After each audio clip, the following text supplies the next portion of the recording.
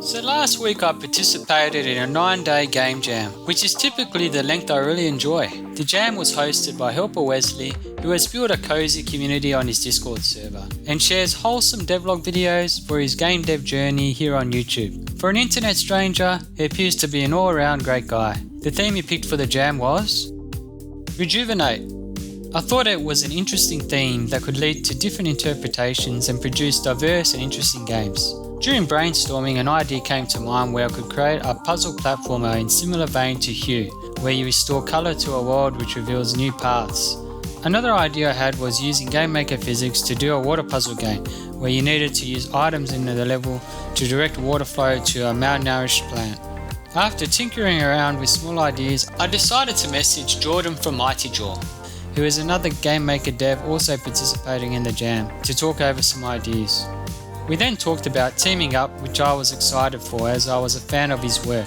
I hadn't teamed up on a game dev project before and thought it would be a fun experience, especially given we live on different sides of the world, with Jordan in the States and me in Australia. Whilst going over ideas, Jordan mentioned an interesting concept for a light beam puzzle game using raycasting. It was a type of mechanic that I hadn't worked with before, so I was keen to go through with this idea. The story behind the game is there are several heroes from parallel universes that have lost their powers due to darkness brought on from the villains within the game. It is up to you as a sidekick to restore power to the heroes. You do this by redirecting a light source beam towards the hero through the use of mirrors scattered throughout the levels and without burning yourself in the process. The plan for the team up was Jordan would take care of music and sounds, I would look after the art, and we would share the coding work. It didn't quite end up that way, but I'll go into that later. After getting up the next day, Jordan had already progressed with some initial mechanics and concept art. I thought the character he came up with looked great, so I fired up SciFig Studio with the intention of drawing a vector character that I could animate with SciFig's interpolation features. A couple of hours later, I had come up with this drawing for the character. Around the same time, Jordan shared some more work on his concept with a moving player to show how they would traverse the level. It was this point that I realised that he intended it for it to be a top-down game and I had been drawing my sprite at a side-on perspective. Knowing I needed to draw top-down sprites and wanting to have them in 4 directions, I decided to abandon my vector drawing in SciFig and move to 3D in Blender. The intention was I could save time by creating the models, add rigging, animate the sprites and render them at any perspective and still have time to help Jordan out with the code. That was the plan anyway. Blender is a tool that I'd used a little before but consider myself a beginner in. It had been a while, so I rewatched some tutorials to relearn the commands and functions that I would need during the project. An awesome video I found that helped with the final look of the art assets was this video by Ryan King Art, which I'll link in the description. So after playing around in Blender for a while and referencing the concept art, I ended up with this model for our hero character in the game. I shared it with Jordan, suggesting I could try and do some toon shading on it, but in the end we decided to go with this style as it kinda reminded us of the style in the recent Link's Awakening, well, a poor man's version of it anyway. So I spent the next few days working on more art assets to be used in the game.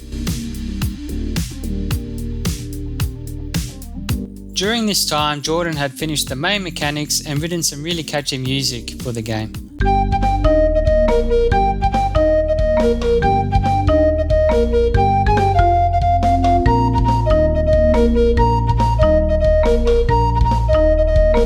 With most of the time already gone, I started to realise that art was taking me longer than I initially expected, and I wouldn't be able to help out with coding as much as I initially thought.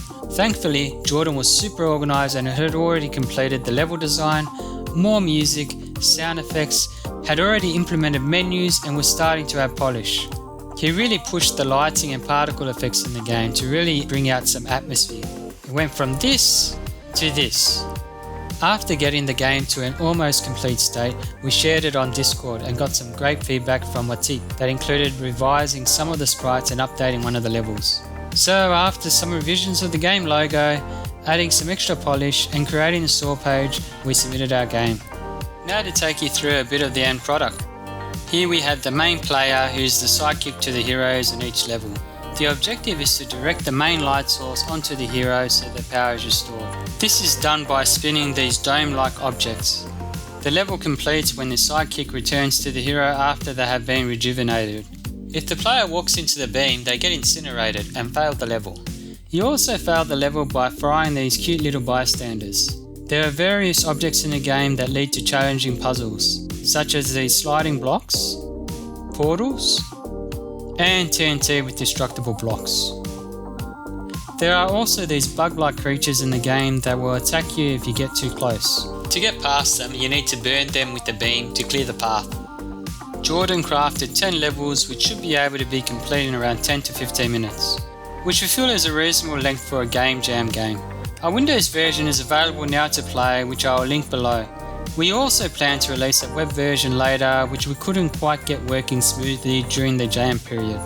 I am really happy with how it turned out and thankful for the care and attention Jordan gave the music, level design and polish. He is also planning on releasing a devlog, which I will link in the description when it becomes available.